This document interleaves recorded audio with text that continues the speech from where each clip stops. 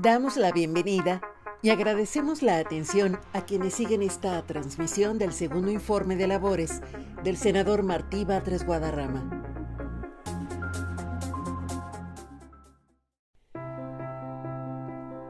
El senador Martí Batres Guadarrama nació en la Ciudad de México. Es maestro en Trabajo Social por la Universidad Nacional Autónoma de México y licenciado en Derecho. Actualmente es doctorante de Estudios Latinoamericanos en la UNAM. Tiene diplomado en Gerencia Política y Opinión Pública de la Universidad George Washington. También cuenta con un diplomado en Políticas Sociales y Urbanas, impartido por el Instituto de Investigaciones Sociales de la UNAM y la Universidad Autónoma de la Ciudad de México, así como otro en Liderazgo Institucional, Político y Social, impartido por el Instituto Simone de Beauvoir. Es profesor en la Escuela Nacional de Trabajo Social de la UNAM.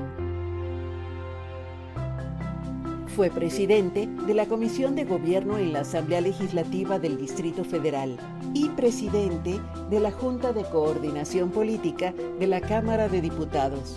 Fue secretario de Gobierno y secretario de Desarrollo Social del Gobierno del Distrito Federal. Fue el primer presidente del Comité Ejecutivo Nacional de Morena. Posteriormente, presidió el Comité Ejecutivo Estatal de Morena en la Ciudad de México. Es Premio Nacional de Periodismo en la categoría de Artículo de Fondo. Ha sido articulista en los periódicos 1+1, Milenio Diario, La Jornada, El Gráfico, El Universal, El Financiero y el portal electrónico La Silla Rota, así como de las revistas MX y Proceso. Ha publicado 13 libros sobre diversos temas nacionales.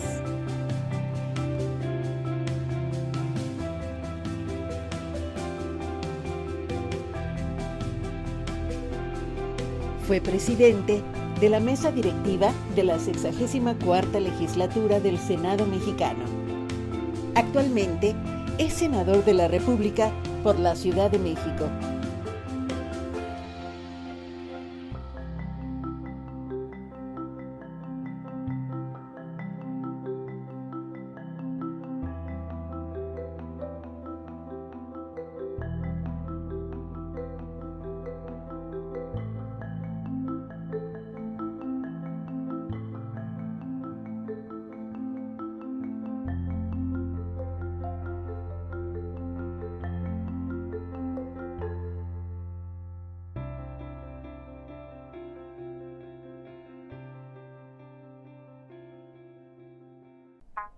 A continuación, escucharemos un mensaje de la doctora Olga Sánchez Cordero, secretaria de Gobernación del Gobierno de México. Saludo con mucho gusto al senador Martí Batres Guadarrama, quien hoy presenta su segundo informe respecto a las actividades que ha realizado en el Senado de la República. La rendición de cuentas es, sin duda, uno de los mecanismos más importantes para el fortalecimiento democrático de nuestro país y un ejercicio de honestidad y transparencia ante la ciudadanía. Lo felicito ampliamente por cumplir con las obligaciones que establece el reglamento del Senado de presentar un informe de trabajo. Pero, principalmente, lo felicito por rendir cuentas ante la población de manera crítica, responsable, acerca de las labores que ha llevado a cabo durante todo el año legislativo. Las propuestas que el senador Batres ha impulsado a lo largo de sus 2 años de trabajo en esta legislatura reflejan su deber por ser un agente de cambio que continúa trabajando por la construcción de un mejor país y abonar a la cuarta transformación que vivimos bajo el liderazgo del presidente Andrés Manuel López Obrador. Es posible observar su lucha en las diversas iniciativas que ha impulsado y que buscan mejorar temas de innegable trascendencia como son la transparencia, la fiscalización, la paridad de género, la igualdad, la violencia de género, la educación superior, el derecho al agua, los derechos sociales, la seguridad, los derechos de la infancia y los adolescentes, el reconocimiento a los pueblos afromexicanos y en general un tema de derechos humanos muy amplio. A los 2 años del triunfo democrático de la Cuarta Transformación, es necesario que todos reafirmemos los valores de honestidad y de compromiso, que fueron los pilares del triunfo. Hoy, el deber es aplicarlos en el ejercicio diario de nuestra labor. El trabajo de Martí Batres se distingue por hacer propios estos principios en su papel como senador, lo que contribuye a la construcción de un Congreso de la Unión renovado, cercano a la población y protector de los derechos humanos. He tenido la oportunidad de ser su compañera de bancada y con el senador Martí Batres hemos abonado al mejoramiento de nuestro país. Por ejemplo, en el 2018, en conjunto con otros senadores y senadoras, presentamos una iniciativa para darles autonomía a las judicaturas locales e independencia a sus funcionarios, entre otras varias iniciativas que compartimos. No me queda más que felicitar nuevamente al senador por su informe y por todas sus aportaciones durante estos 2 años de trabajo en el Senado de la República, en el cual el modelo de parlamento abierto ha fomentado el diálogo y la discusión al dar voz y voto a todas las fracciones parlamentarias. Senador Batres, lo invito a continuar por el camino elegido por usted, del trabajo honesto y la deliberación. Cuente con el apoyo de la Secretaría de Gobernación para continuar generando proyectos que redunden en el bienestar del pueblo de México, a quien le debemos lealtad y respeto absoluto. Muchas gracias. Gobierno de México.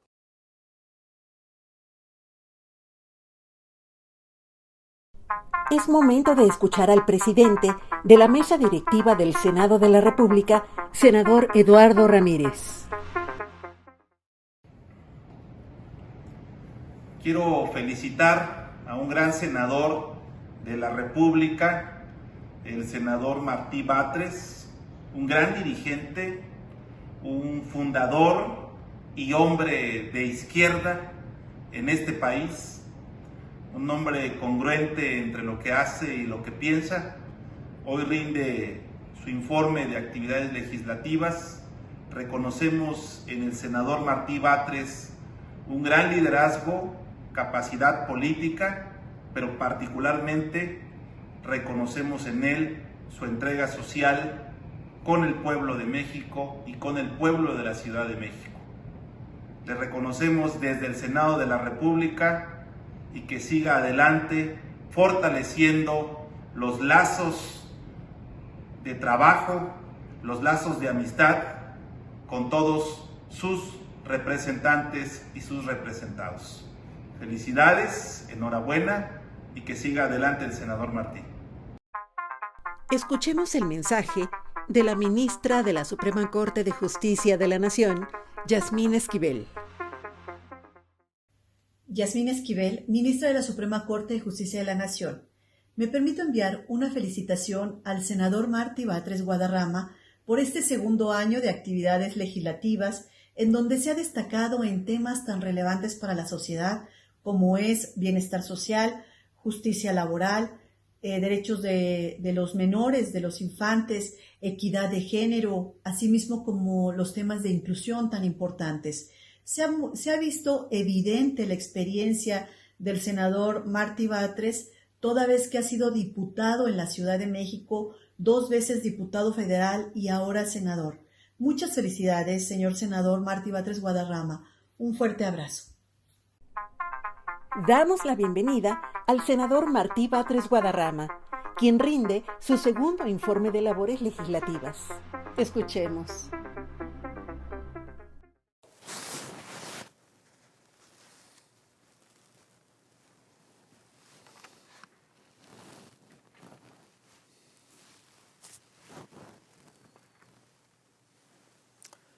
Amigas y amigos, acudo a esta tribuna histórica del Senado de la República a rendir mi segundo informe de labores en mi calidad de representante de la Ciudad de México ante este órgano legislativo de la Nación.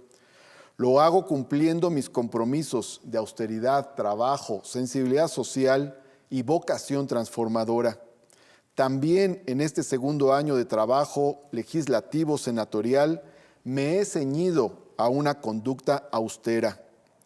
No traigo guardaespaldas ni escoltas. Solo he cobrado mi salario cada mes. No he recibido bonos ni sobresueldos.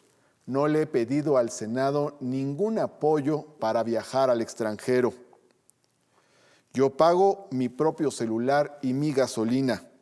Me traslado en mi vehículo particular y, como todo mundo sabe, no le he pedido una sola comida al Senado.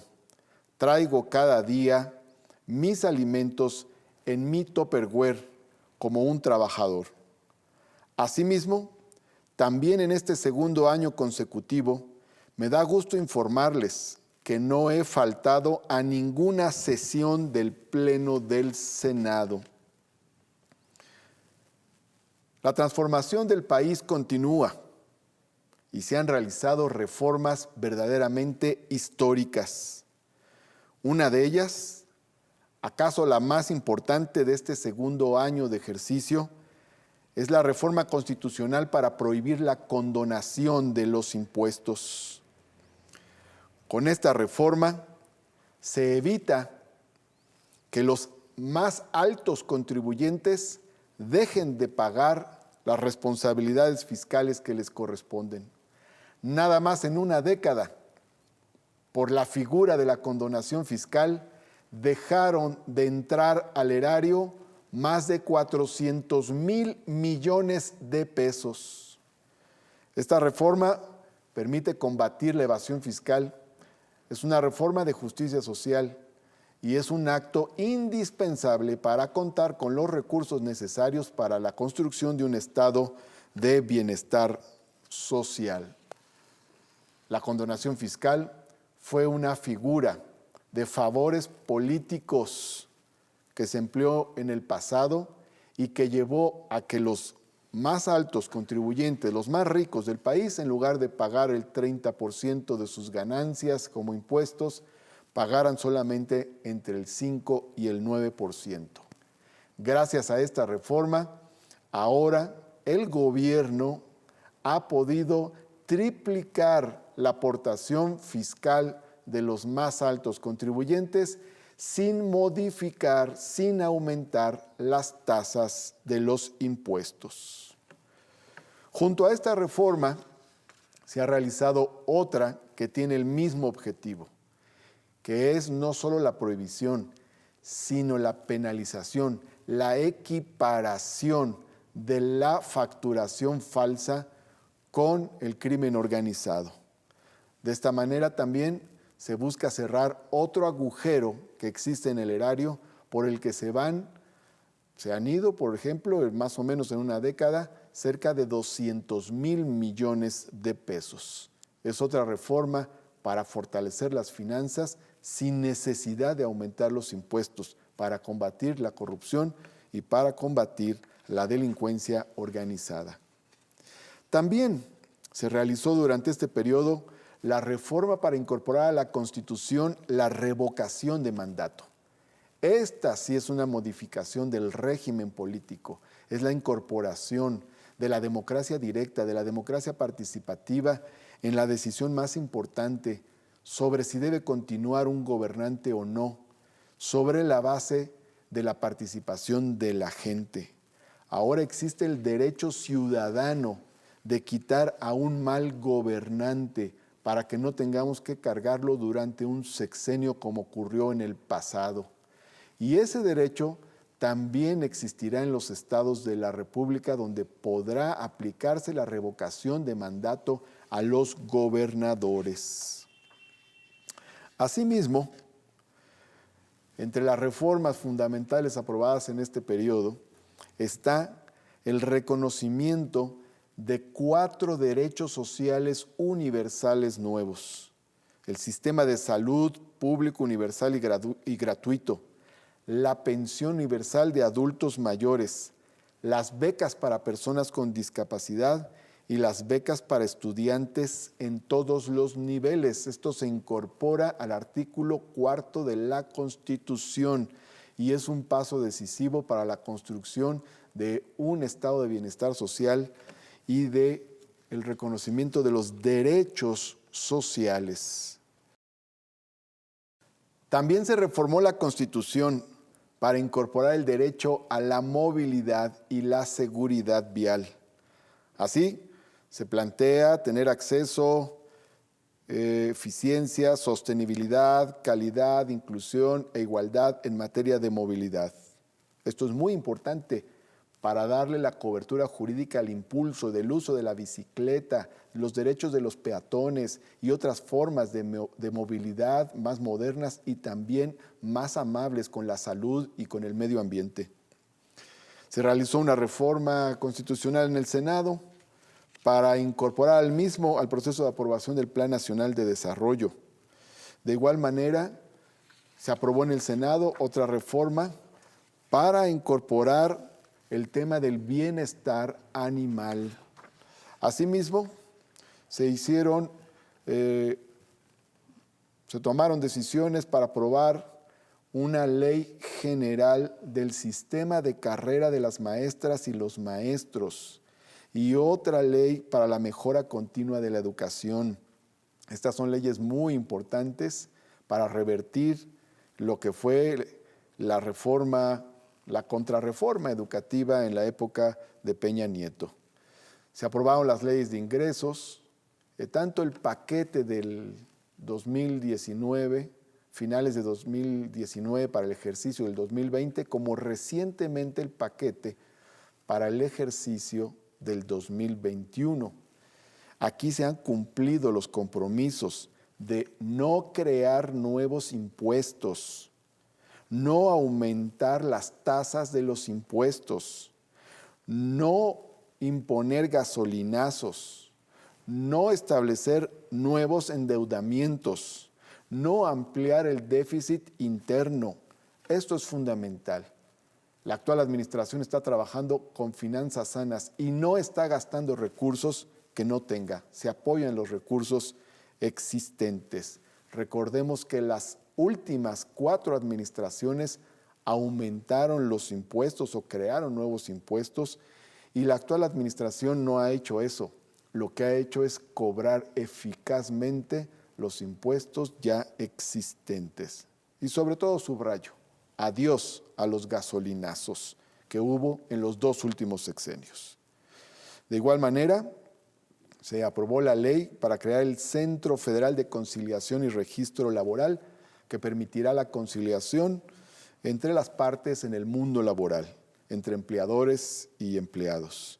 De igual forma, se aprobó una ley muy novedosa, que es la Ley Federal de Protección al Maíz Nativo, porque el maíz es historia, es cultura, es alimentación y es soberanía.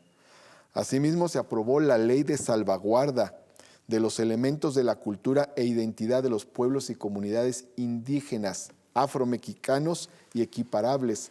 Se busca con ello proteger la titularidad de los derechos colectivos de las comunidades sobre la cultura, sobre las creaciones artísticas y sancionar, castigar su uso, aprovechamiento, comercialización, explotación sin el consentimiento de sus creadores.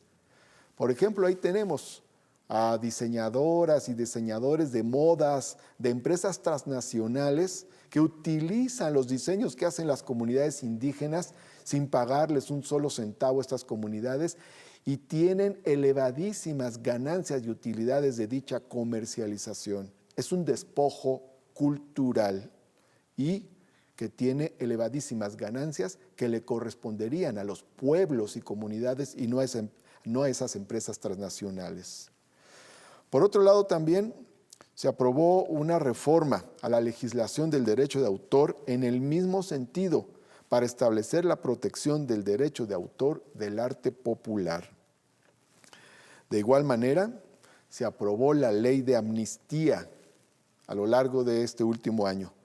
Con esta ley se busca facilitar la liberación de personas encarceladas que pertenecen a grupos vulnerables, indígenas, mujeres, campesinos, presos políticos y otros grupos sociales en condiciones difíciles. Se aprobó una reforma histórica a la Ley General de Salud, el etiquetado de alimentos. Esa fue una lucha de muchos años para que en el frente de los diversos productos alimenticios se diga con toda transparencia y claridad si estos contienen exceso de calorías, exceso de azúcares, exceso de grasas y también exceso de sodio. Es una reforma histórica a favor de la salud y de la buena alimentación y en estas épocas del COVID muy importante. De igual manera, se crea a través de otra reforma el Instituto Nacional de Salud y Bienestar, el INSABI, que sustituye al Seguro Popular. El Seguro Popular cobraba cuotas para que se diera el servicio de salud público. Solo protegía a quienes se afiliaban al Seguro Popular y se desprotegía a quienes no estaban afiliados a este y subrogaba los servicios que debería dar el sector público a los particulares, con lo cual muchos particulares y gobernantes que los protegieron hicieron negocios a costa del presupuesto público de la salud. Eso se acabó y ahora existe un instituto que busca basarse en los principios de salud pública, integral, universal y gratuita. De igual manera, se creó el Instituto para devolver al pueblo lo robado. A través de ese instituto se podrá ejercer la figura de la extinción de dominio, que consiste en recuperar bienes que han sido robados o saqueados a través de la corrupción. Es una forma de justicia social, es quitarle al corrupto para devolverle al pueblo. Asimismo, se hizo una reforma a la Ley General de Acceso de las Mujeres a una Vida Libre de Violencia y a la Ley General de Partidos Políticos y otras para reconocer la violencia política de género, de tal manera de que se le vaya cerrando la puerta a la violencia hacia las mujeres en todos los planos, también en el plano político, que era una exigencia de la sociedad. Se aprobaron reformas a la Ley de Instituciones de Crédito y al Código Civil Federal para que los jóvenes puedan abrir cuentas bancarias de depósitos desde los 15 años de edad. Así podrán recibir los apoyos que se derivan de distintos programas sociales, pero además podrán asumir responsabilidades desde la adolescencia. Esto fortalece a la juventud, fortalece sus derechos y también fortalece las políticas sociales. También, por otra parte, se hicieron reformas a la Ley de Adquisiciones para que el gobierno de la República pueda comprar medicamentos a organismos intergubernamentales internacionales. Esto con el objetivo de conseguir los medicamentos contra el COVID lo más pronto posible para poder adquirir las vacunas en cuanto éstas se comercialicen y así tener los instrumentos para combatir esta pandemia y otras catástrofes en materia de salud que pudieran ocurrir. De igual forma, se abrogó, producto de las resoluciones que tomó la Suprema Corte de Justicia de la Nación, la Ley de Seguridad Interior, denunciada por organizaciones de la sociedad civil por su anticonstitucionalidad. Se hizo una reforma a la Ley General de Desarrollo Social. Esta se aprobó en el Senado para incluir los principios de universalidad y progresividad en materia de política social. Esto es muy importante. Es decir, que tengamos políticas sociales universales y crecientes. La iniciativa fue aprobada en el Senado. Es una iniciativa mía y, no obstante, está pendiente su aprobación en la Cámara de Diputados, que esperemos que se haga pronto, porque esta es la reforma que corresponde a la reforma constitucional que se hizo al artículo 4, ya en materia reglamentaria. De igual forma, en estos temas de carácter social, se realizó la reforma a la Ley de los Derechos de las Niñas y los Niños para prohibir el castigo corporal y humillante. También esta es una iniciativa mía, ya fue aprobada por el Senado de la República. Se hicieron reformas a más de 40 leyes para establecer el principio de la paridad en todo. Todos los órganos colegiados del ámbito público, de los órganos autónomos, empresas paraestatales, instituciones públicas, así como cabildos, ayuntamientos, tribunales, en todos los órganos colegiados de carácter público debe haber una representación paritaria de mujeres y hombres, igual número de mujeres e igual número de hombres. Ya en el Congreso de la Unión avanzamos hacia la paridad y en algunos congresos locales también, pero todavía esto no se conquista en tribunales, órganos autónomos y muchísimas instituciones más. Se hicieron reformas a la Ley de Vivienda para contemplar los conceptos de marginación y vulnerabilidad como indicadores de atención prioritaria en el acceso a la vivienda. Y de igual manera, se hizo una reforma para establecer un decreto por el que se declare el 21 de agosto de cada año como el Día Nacional de las y los Trabajadores Sociales. Esta también es una iniciativa mía, ya se aprobó en el Senado, estamos a la espera de que se apruebe en la Cámara de Diputados y busca visibilizar una profesión que es muy importante en la cuestión social. De hecho, la profesión del trabajo social es la que acompaña a las políticas sociales en salud, educación y asistencia social, trato de menores y otras. Ahora bien, por otra parte también se hicieron reformas para que el derecho que hoy tienen las trabajadoras a incorporar a sus hijos a guarderías del Instituto Mexicano del Seguro Social también lo tengan los hombres trabajadores. Esto fortalece los derechos igualitarios, pero especialmente fortalece la posibilidad de que las mujeres que se quedan en sus casas a cuidar a los niños puedan incorporarse también con este apoyo a sus maridos al trabajo asalariado. O sea que es una reforma que sobre todo apoya a las mujeres. De igual manera se hicieron las reformas para combatir la violencia digital y mediática. Ahora se utiliza mucho en las redes sociales esta forma de humillación, especialmente contra mujeres, y aprobamos que esto sea un delito.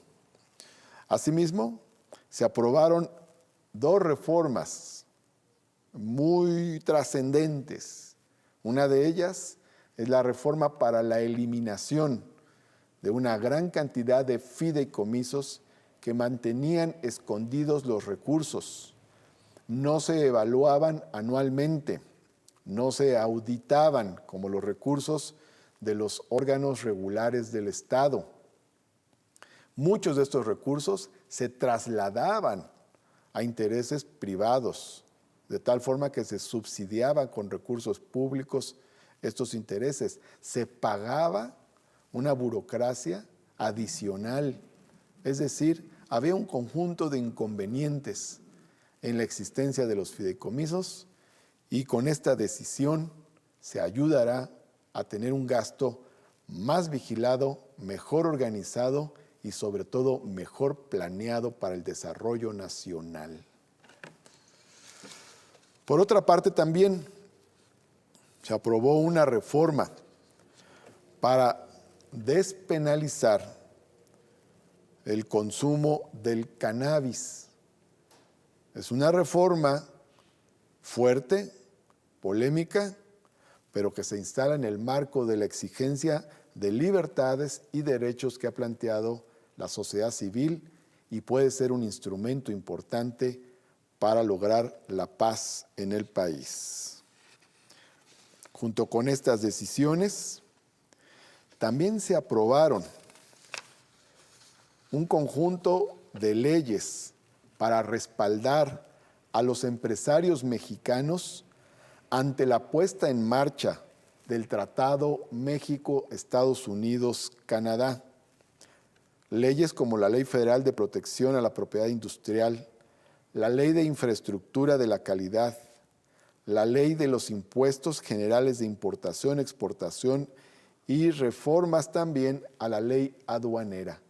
Este paquete de legislaciones tiene, como dije, el objetivo de fortalecer al sector empresarial mexicano en el proceso de competencia e integración que se da a través del Tratado México-Estados Unidos-Canadá. Asimismo, se aprobaron el Convenio 189 de la Organización Internacional del Trabajo en materia de derechos de las y los trabajadores domésticos, y se aprobó también la intervención del Comité de Desaparición Forzada de Naciones Unidas para conocer y recibir casos mexicanos.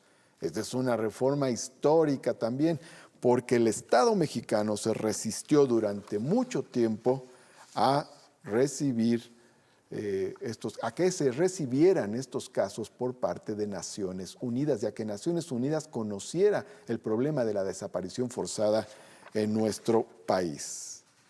También, finalmente, quisiera señalar una decisión muy importante, que es la decisión de apoyar una consulta a la sociedad mexicana, una consulta en urnas donde participe todo el pueblo de México, para resolver si se emprenden acciones contra expresidentes y otro tipo de actores políticos por los abusos, la corrupción y otros males que se realizaron en el pasado.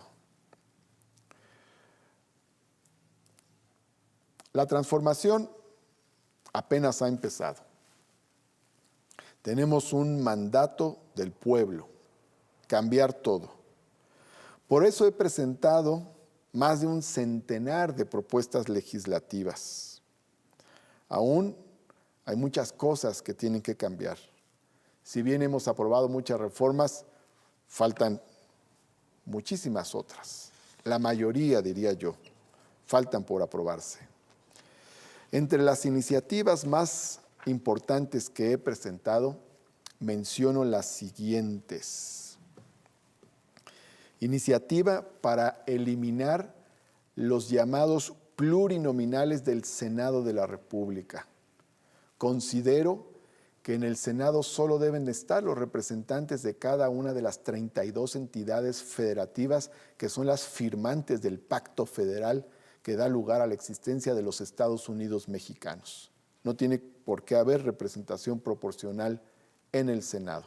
Se puede mantener la representación de minoría de cada estado, representación de mayoría y de minoría por cada estado de la República y la Ciudad de México, sin una lista de representación proporcional que distorsiona la representación federativa. Pero además, esto permitiría reducir el número de representantes, de tal forma que en lugar de tener 128, tendríamos 96. El Senado mexicano es el más grande de América. El Senado de México es más grande que el de Estados Unidos, que está compuesto por 100 senadoras y senadores. Es más grande que el de Canadá, es más grande que el de Brasil, es más grande que el de Chile, es más grande que el de Argentina, que el de Bolivia. El de Bolivia apenas tiene 36 senadores, la mayoría de los países que cuentan con Senado en el continente americano tienen menos de 60 senadurías. Por lo tanto, también esto es importante en términos de hacer una administración más racionalizada, un poder del Estado menos costoso para el pueblo de México. Asimismo, en el caso de la Cámara de Diputados, presenté una iniciativa para disminuir de 200 a 100 el número de diputadas y diputados por el principio de representación proporcional. Asimismo, presenté una iniciativa también para reformar la ley del Congreso de la Unión, la ley orgánica del Congreso, para que se establezcan principios de integración plural, de género y otros en sus órganos de gobierno. De igual manera, he presentado una iniciativa para eliminar la participación de la Suprema Corte en el proceso de consulta popular a priori. Hoy en día, sin que exista controversia alguna, participa la Suprema Corte de Justicia para determinar si es constitucional o no una consulta. El problema no es que participe la Corte, el problema es que con el diseño constitucional actual, la Corte participa aunque no haya controversia, aunque no haya conflicto que dirimir. Por lo tanto, me parece que esta reforma es importante para facilitar las consultas, aunque debo reconocer el papel de la actual Suprema Corte de Justicia de la Nación a favor de la consulta sobre los expresidentes y otros actores políticos. La Corte se portó a la altura de la búsqueda de la participación de la sociedad mexicana en los asuntos trascendentes de la nación. De igual manera, presenté una iniciativa a principios de este segundo año de ejercicio legislativo para reformar la Ley Federal del Trabajo y establecer el principio de que el salario mínimo nunca será actualizado por debajo del índice inflacionario. Si la inflación es del 7% y el salario mínimo aumenta en un 5%, pues entonces el salario mínimo no aumentó, sino que disminuyó. Por lo tanto, la base mínima es que el salario mínimo nunca sea actualizado por debajo de la inflación, siempre por arriba. Actualmente el gobierno ha realizado los 2 aumentos históricos al salario mínimo más importantes de los últimos 40 años, pero todavía falta mucho para que el salario recupere su poder adquisitivo, pues perdió el 70% del poder adquisitivo y el salario mínimo es uno de los 4 salarios mínimos más bajos de todo el continente, de toda la región latinoamericana donde existe esta figura. Ahora bien, y por otra parte, también planteamos que se hagan las reformas correspondientes para que en donde la Constitución hable de la figura varón y mujer, se diga mujer y hombre. Eso es establecer un lenguaje igualitario. Ya cuando se dice varón en lugar de hombre, ya se le está dando una connotación mayor al hombre que a la mujer, pues varón es el que lleva la vara de mando. Por lo tanto, es importante seguir con esta reforma. Ya reformamos, a partir de una iniciativa mía, el artículo 4 constitucional en ese sentido, pero falta reformar también el artículo 34 de la Constitución en ese mismo sentido. De igual manera, planteo una reforma al artículo 4 de la Constitución para que, donde dice familia, diga familias. Donde dice que el Estado apoyará el desarrollo de la familia, diga que el Estado apoyará el desarrollo de las familias. Actualmente ya es muy conocido que se reconocen una diversidad de familias. Hay familias reconstituidas con los hijos del primer y segundo matrimonio. Hay familias con jefatura masculina, pero hay familias con jefatura femenina. Hay familias con hijos adoptivos. Hay parejas del mismo sexo, es decir, ha habido un conjunto de transformaciones. Es más, la familia que más ha crecido en la época de la crisis ha sido la familia ampliada, que se encuentra en un hogar donde hay 3 generaciones, abuelos, padres e hijos. Se tiene que reconocer esta multiplicidad de familias para poder tener mejores políticas sociales hacia las familias. De igual manera, presentamos también una reforma sobre el lenguaje incluyente, el lenguaje de género, el lenguaje igualitario en la Ley Federal del Trabajo, por una razón estructural profunda. De acuerdo a nuestra legislación laboral, el trabajador es el hombre y la mujer es la esposa del trabajador. Esto ya no es así. Y hay muchas mujeres incorporadas al mercado de trabajo. A la mujer no se le puede seguir ubicando solamente como la esposa del trabajador, la viuda del trabajador, la pensionada del trabajador. Ahora hay muchas mujeres en el campo laboral, por lo tanto la estructura cambió y al cambiar la estructura de la sociedad, también tiene que cambiar la ley. De igual forma, planteamos una reforma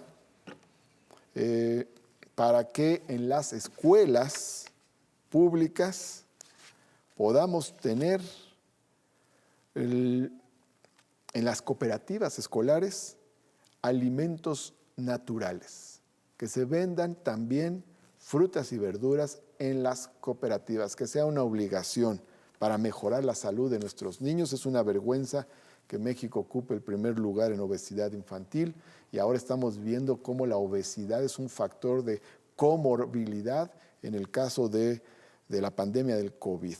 Por lo tanto, eso es una reforma importante. Planteamos también una reforma para que se reconozca el carácter soberano de la Ciudad de México y completar así toda esta transformación que se ha dado sobre la Ciudad de México. La Ciudad de México ya no solo es autónoma, ya es soberana, ya promulgó su propia constitución, entonces también tiene que adaptarse el lenguaje. Estamos planteando asimismo una reforma a la ley de la Comisión Nacional de Derechos Humanos con el objetivo de reconocer que puede haber funcionarias, funcionarios, visitadores, visitadoras que no sean necesariamente abogados o abogadas. Esto ya sucede en la Comisión de Derechos Humanos de la Ciudad de México y debemos recordar que muchos defensores de derechos humanos no han transitado necesariamente por el campo formal de la profesión del derecho, sino que se han hecho en la lucha, combatiendo los abusos, combatiendo la represión, combatiendo la violación de derechos humanos. Por lo tanto, hay activistas y personalidades defensoras de derechos humanos que cuentan con muy diversas profesiones. Presenté también otra iniciativa para incorporar el delito de extorsión al catálogo de delitos graves que ameritan prisión oficiosa. Esta es una exigencia de la sociedad, pues hay mucha gente que es perjudicada por el llamado derecho de piso. Asimismo, presenté una iniciativa para reformar varias leyes con el objeto de proteger los derechos laborales de las actrices y los actores de doblaje de voz. Esta iniciativa se sigue procesando y yo espero que en su caso se apruebe con el consenso de todos los sectores, especialmente de la comunidad cinematográfica que ha participado en este debate. De igual forma, presenté una iniciativa para reformar el Código Penal con el objetivo de establecer que serán imprescriptibles las sanciones impuestas por la comisión del delito de pederastía, de tal forma que quien cometa este gravísimo delito contra la infancia pueda ser perseguido y sancionado en cualquier momento, aunque hayan pasado décadas de la comisión de este ilícito. Este planteamiento se hace porque se sabe que muchas personas que son víctimas de este tipo de delitos tardan mucho tiempo en denunciarlos. De igual manera, presenté una iniciativa para crear la ley del seguro de la violencia de género. Es una iniciativa para evitar la violencia de género, combatirla, apoyando económicamente a las mujeres que son víctimas de violencia de género en sus hogares para que logren la autonomía económica, para que logren la independencia y puedan decidirse a combatir este tipo de agresiones. También presenté una iniciativa para crear un fondo con aportaciones producto de las medidas de austeridad de los diversos entes públicos para reunir recursos para el combate contra la pandemia del COVID. También presenté otra iniciativa con el objeto de incorporar al artículo 25 de la Constitución el concepto de estado de bienestar y forme parte de nuestros principios constitucionales. De igual manera, presenté una iniciativa para crear la Ley Federal para prevenir y sancionar los actos de usura. Esto es muy importante para combatir a los usureros, que son los que generalmente le prestan dinero a la gente humilde. Es conocido que una persona de muy bajos recursos no es sujeta de crédito por los bancos, entonces no tiene préstamos de instituciones bancarias y acude con algún usurero que existe en algún lugar de su barrio. Y estos usureros llegan a quedarse con su patrimonio y actúan de una manera cruel, por lo tanto considero que se debe proteger a las familias de estas situaciones.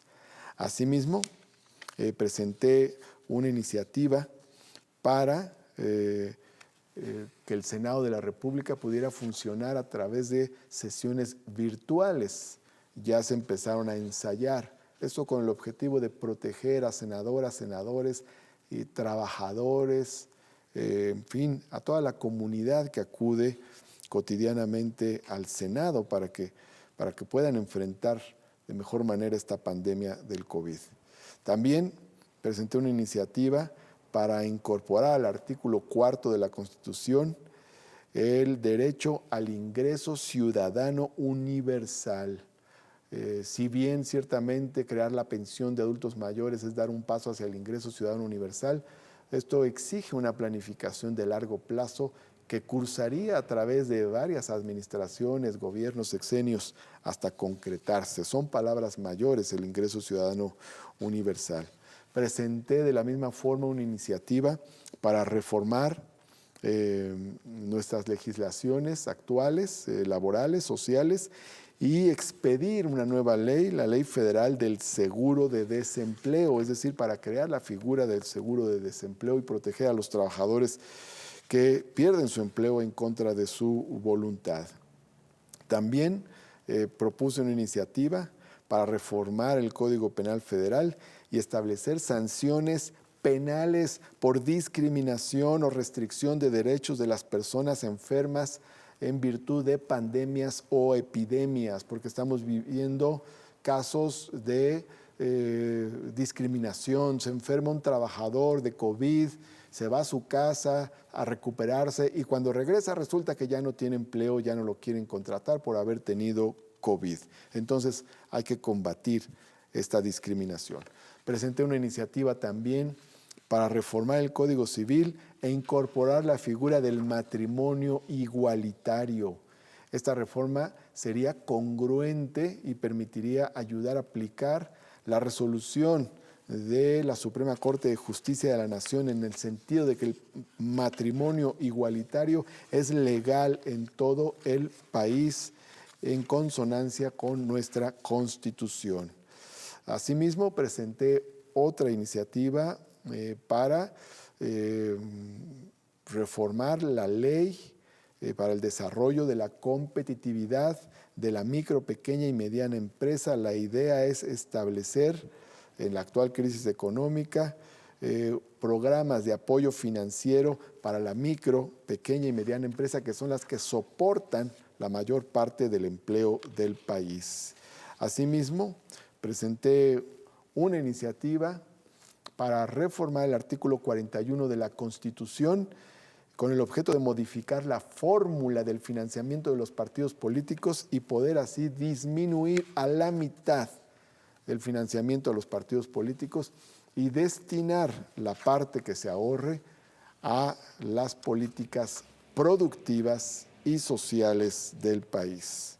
Por otra parte, también presenté una iniciativa para reformar la Constitución con el objetivo de que la Suprema Corte de Justicia de la Nación pueda conocer de manera excepcional ciertas sentencias dictadas por el Tribunal Electoral del Poder Judicial de la Federación. Ahora el Tribunal Electoral es la última instancia en materia electoral, pero hay casos que debería conocer la Corte que tiene criterios más amplios de interpretación y de justicia. De igual manera, presenté otra reforma para modificar 2 párrafos del artículo 4 de la Constitución con el objeto de establecer de manera plena la universalidad de los actuales derechos sociales y de los nuevos derechos sociales que se han incorporado a la Constitución. Y asimismo, presenté una iniciativa para reformar la ley de amparo con el objeto de legitimar que el Instituto Federal de la Defensoría Pública pueda participar en la denuncia de contradicciones de tesis. Esta legislación busca que la contraparte de la Fiscalía, es decir, la Defensoría, también pueda participar en estos debates que dan lugar a la jurisprudencia y que pueden fortalecer los derechos humanos. Presenté de igual manera una reforma para expedir la Ley General de Mecanismos Alternativos de Solución de Controversias. Este tema de la mediación y otras formas alternativas de solución de controversias como la negociación, la conciliación, el arbitraje, pueden dar lugar a toda una revolución en materia de justicia. de autocomposición, autogestión, para que la ciudadanía tome la justicia en sus manos. Es una forma de llegar a la justicia sin que haya un ganador y un perdedor en un juicio. Es una forma de llegar a la justicia familiar sin heridas. Es una forma de beneficiar los procesos de paz y de conciliación y armonía en comunidades, escuelas, barrios, en fin. Es decir, hay un gran potencial en el tema de los mecanismos alternativos de solución de controversias que pueden constituir toda una forma de justicia alternativa. Ya hemos visto cómo comunidades y pueblos indígenas desde hace mucho tiempo han tenido formas alternativas de justicia que fortalecen la cohesión de sus comunidades.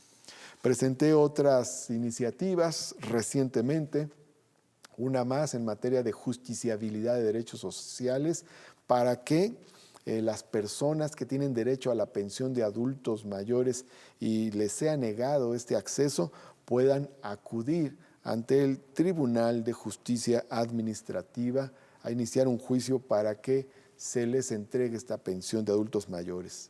Presenté otra iniciativa también en materia de pluriculturalidad para que en la Constitución mexicana se reconozcan como lenguas oficiales el castellano y las 68 lenguas indígenas que se hablan en el país, mencionando una por una estas lenguas indígenas. Y también presenté una reforma en materia de derechos de los consumidores para incorporarse al artículo 4 de la Constitución y facilitar reformas como las que realizamos recientemente en materia de etiquetado. Pero hay muchas cosas más que hay que hacer para defender a los consumidores y por lo tanto defender el consumo popular y el patrimonio de las familias.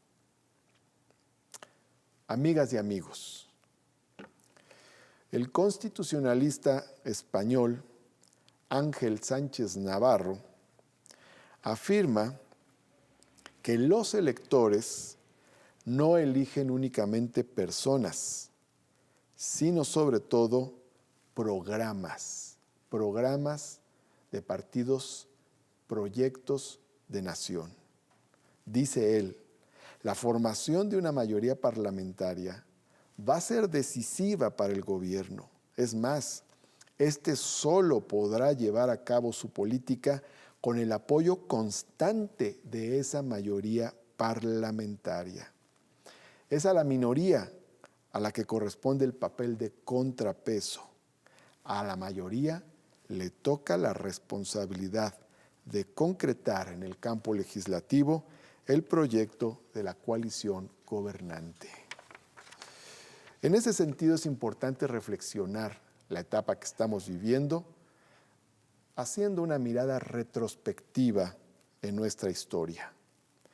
De 1930 a 1997, es decir, durante 67 años, el partido de Estado que nació de la Revolución Mexicana tuvo la mayoría absoluta en las cámaras del Congreso de la Unión.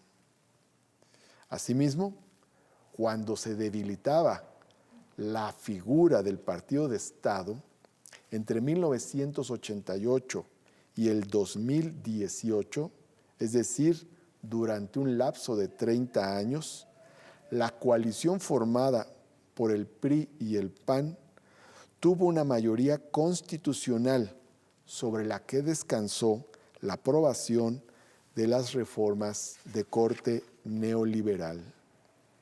La actual mayoría parlamentaria lleva apenas 2 años. Es portadora de un proyecto diferente a los que he mencionado. En ese breve lapso, no ha tomado una sola decisión contra el pueblo ni contra la nación, ni para avalar represiones, ni para avalar la enajenación de los bienes de la nación, ni para desmantelar derechos de bienestar social.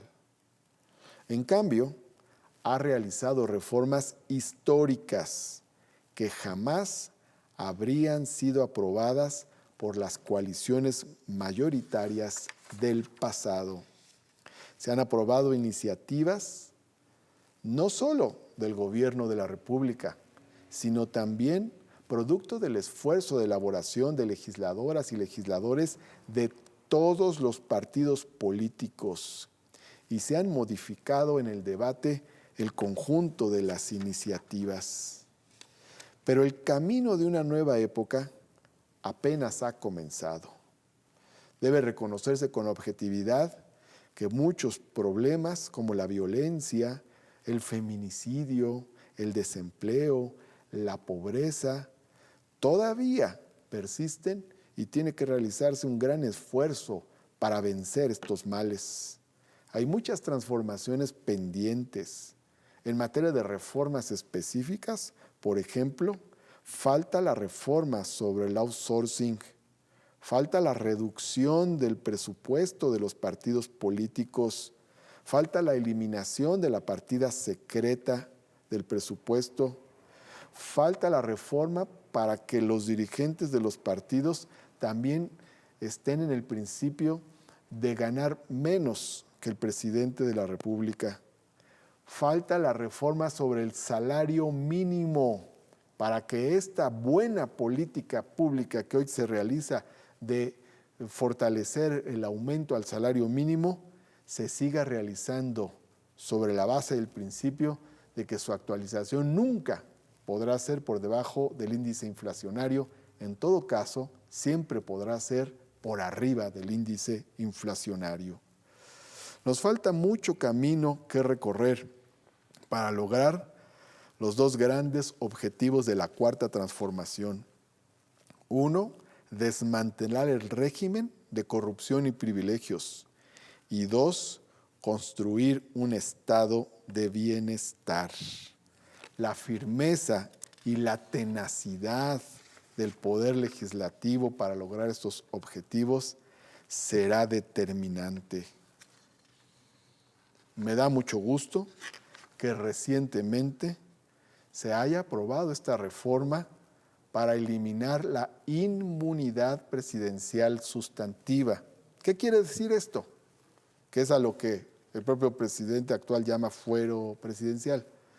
Quiere decir que el presidente pueda ser juzgado por cualquier delito como cualquier ciudadano. Esta es una transformación histórica, pues siempre se estableció una inmunidad para que el presidente de la República no pudiera ser juzgado por delitos, salvo los mencionados explícitamente por la Constitución.